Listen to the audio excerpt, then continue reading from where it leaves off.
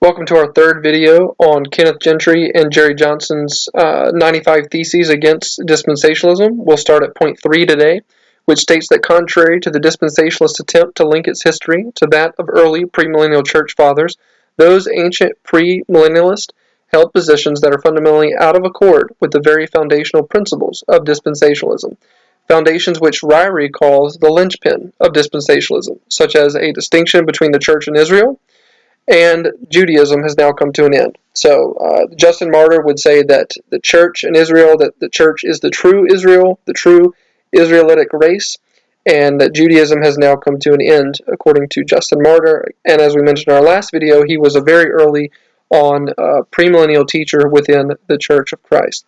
So I want to just comment a couple things about this particular point in the 95 Theses here, and that the ancient premillennialists, those positions that they held, they were not the same as dispensationalism. We mentioned in our last video that to be a premillennialist does not mean you have to be a dispensationalist, but to be a dispensationalist, you have to be premillennial. And the dispensationalism today teach the main fountain of all dispensational teaching is that there is a difference between Israel and the church. And this difference extends to where you have God has two different people groups. There's two different peoples of God, two different plans, two different ways that he works through history, and two different goals, two different eschatologies, if you will. And the church is essentially a parenthetical period, and where Jesus offered the kingdom to Israel, and Israel rejected the kingdom, and so he died on the cross instead, and didn't set up the kingdom. And now you have the church period, which is a parenthesis, a parenthetical period. And one day God's going to rapture the church out of here, according to the dispensationalists. And at that time, he will punish Israel for their sins in the Great Tribulation for 7 years, or 3.5 of those 7, or however you want to look at that. And then Christ is going to return for a second time. You know, they divide the rapture and the revelation. Those are two different second comings, according to the dispensationalist.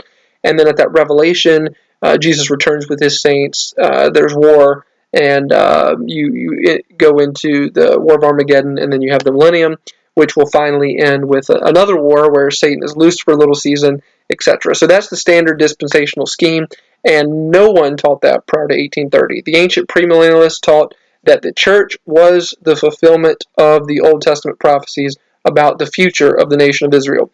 The church is eschatological Israel. It's the true spiritual Israel. Read Romans 9:6. The Israel of Israel, the seed of Abraham, the promised seed that fulfills the Old Testament promises and prophecies. That is the role of the church, according to historic premillennialism. Thanks for watching.